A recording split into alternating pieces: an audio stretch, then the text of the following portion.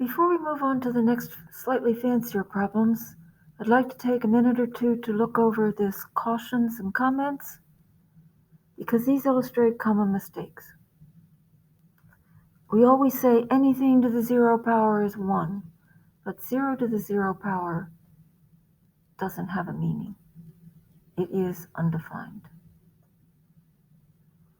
Likewise, we say if we have a negative power, that means reciprocal, and it will, as long as we're not trying to put a 0 down there, because you can't put a 0 in the denominator.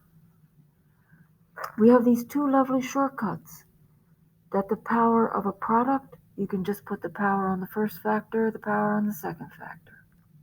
Likewise, the power of a quotient, you can just apply the power to each factor.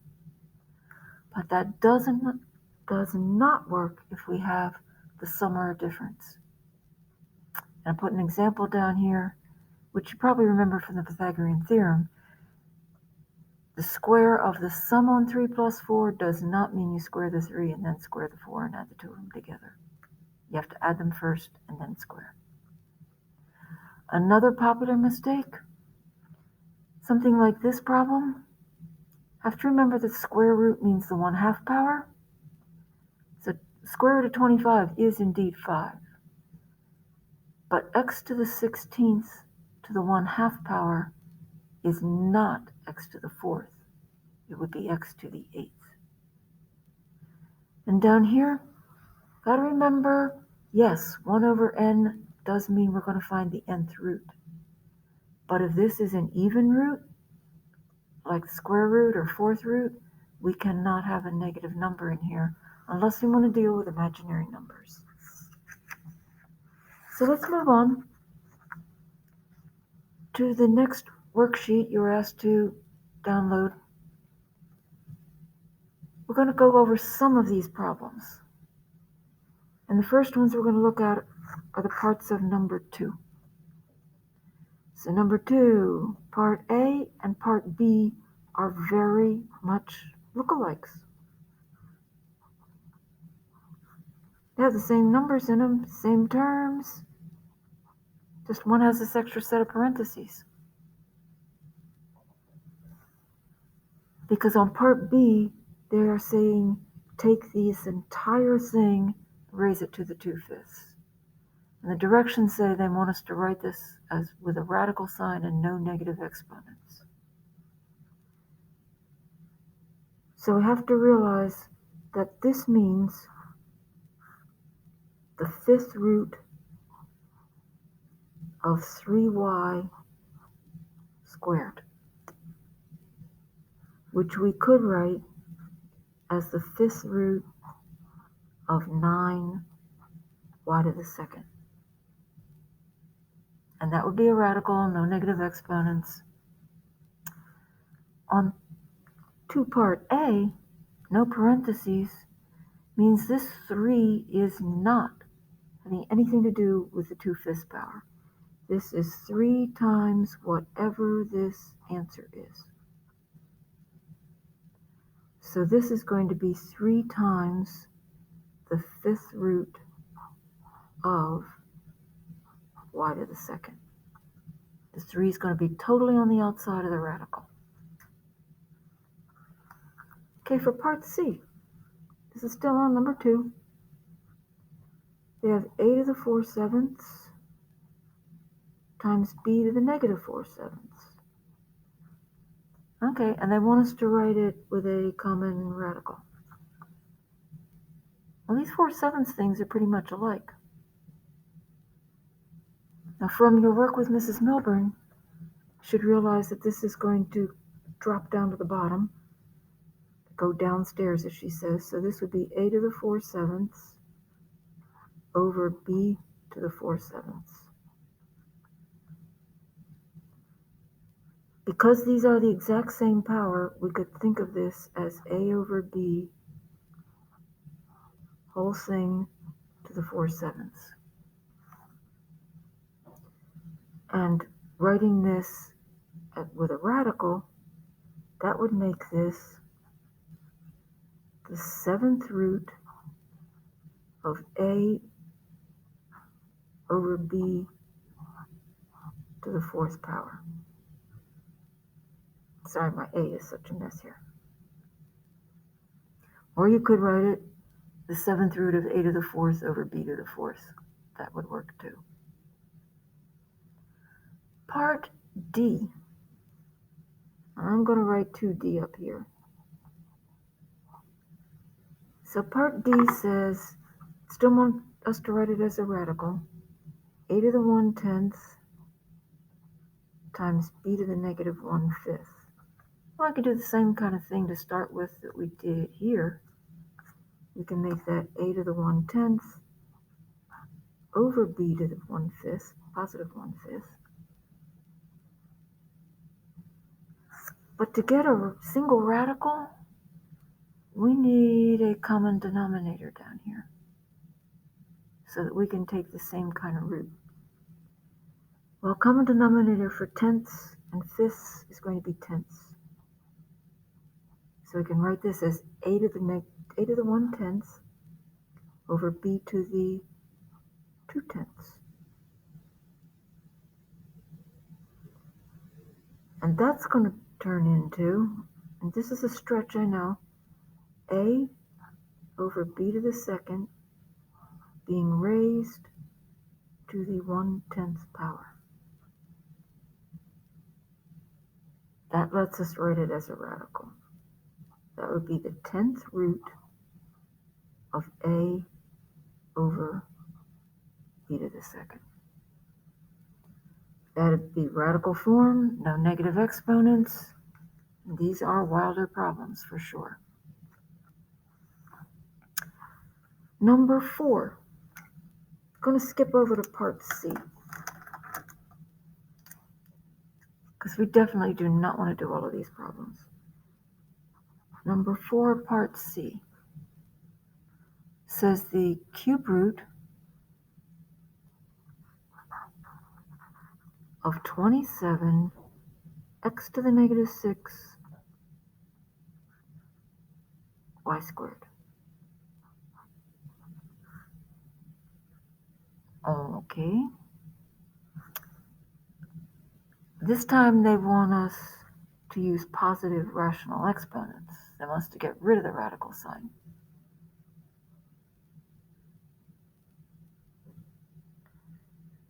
Well, one thing we could do right away is we could take the cube root of 27. Cube root of 27 is just going to be 3. We could pull that to the outside. We'd still have the cube root of x to the negative 6 y to the second. Okay, we could treat that maybe as 3 times x to the negative 6 y to the second being raised to the cube root means 1/3 power. Now we're not taking 1/3 times 3. The 3's out there all on its own. But we can, because these are being multiplied, we can distribute that power. We can take a power of each one of these powers. We've already gotten rid of the radical sign. So we could write this as 3 times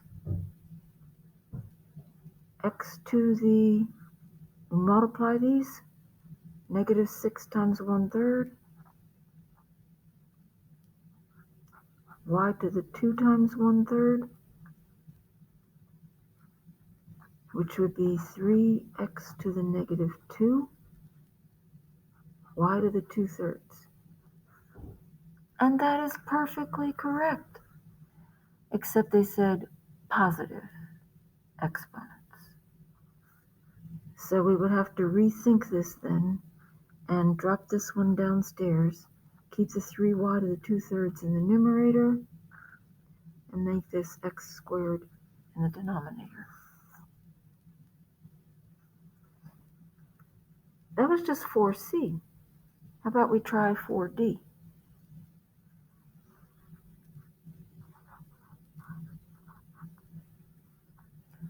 So that says the fourth root of x times the cube root of x divided by the sixth root of x. Right now you can't do anything with these things, but because they're in radical form. But we can use some of our laws of exponents if we change them into exponential form. Fourth root of x is the same as x to the 1/4 power. Times the cube root of x, that's the same as x to the 1/3 power.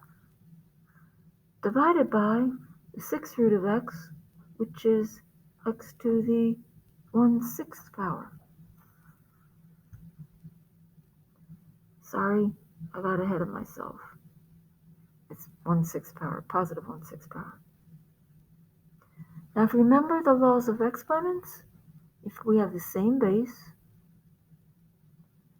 we can multiply them by adding the exponents and divide them by subtracting the exponents.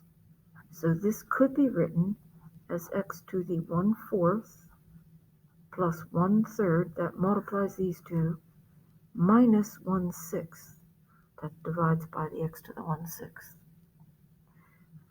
We're going to need a common denominator. 12 will do nicely. We have x to the 3/12 plus 4/12 subtract 2/12 equals x to the 5/12. And in calculus, that we can deal with. This we can't till we fix it. Just want to look at one or two more.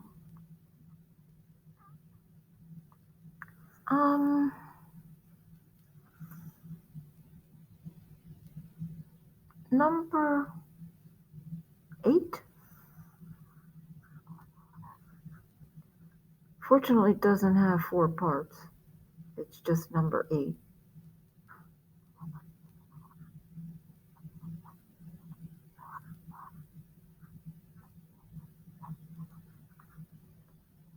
We can just take a power of a power by multiplying the exponents. So this would be 25 to the negative 1/3 times negative 3/2.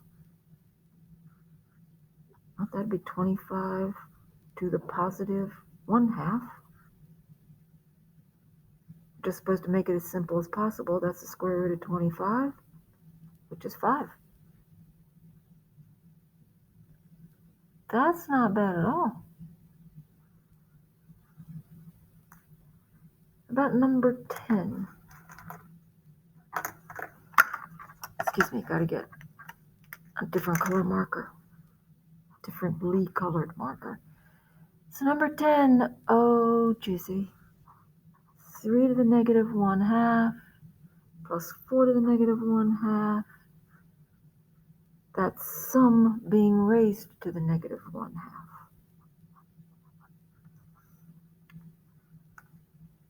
If this was a times sign or a division sign, we could just distribute. Take powers of powers. It isn't. It is a plus sign. So we're going to have to do them inside first and then raise it to the negative 1/2 power. Well, 3 to the negative 2 is 1 over 3 squared. Plus 4 to the negative 2 is 1 over 4 squared. And that's all being raised to the negative 1/2 power. Oh, great. We have 1/9 plus 1/16 being raised to the negative 1/2. And we aren't taking the square root of each one of these. We're going to have to add them together. Common denominator is 144. You have to actually multiply 9 times 16. So this is 16 over 144 plus 9 over 144 raised to the negative 1/2 power. Yay! We have 25 over 144 being raised to the negative 1/2. I'm going to make this the positive 1/2 by taking the reciprocal.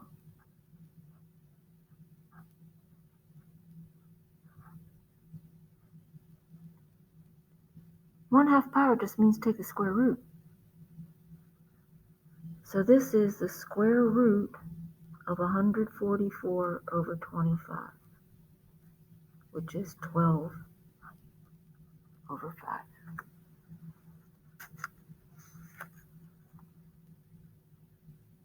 Gonna let you look at one more problem, number 14 here. I hope this color shows up. As negative 14, number 14 looks awful, it is actually very, very easy.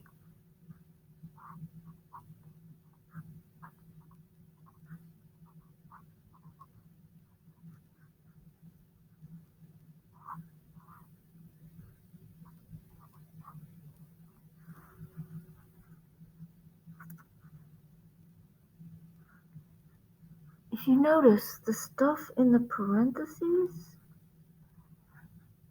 is the same base. It says take 4 to the a to the third and all of it raised to the 1/3, 4a to the third and all of it raised to the negative 2/3. We can accomplish this division just by subtracting the exponents.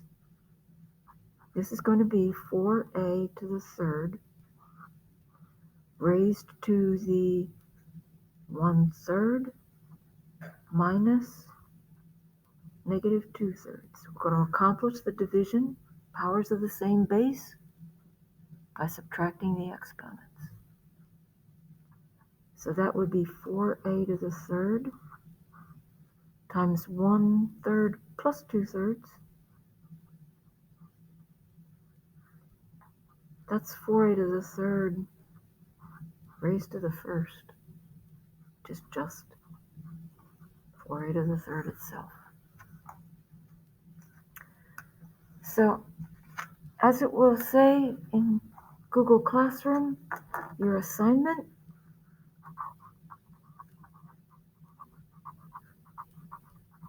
is to do some more problems from this sheet, showing the steps you take. It's numbers 1, 3, 5, parts C and D only, and then numbers 7 to 13 odd. It's only 10 problems, and I hope you enjoy them.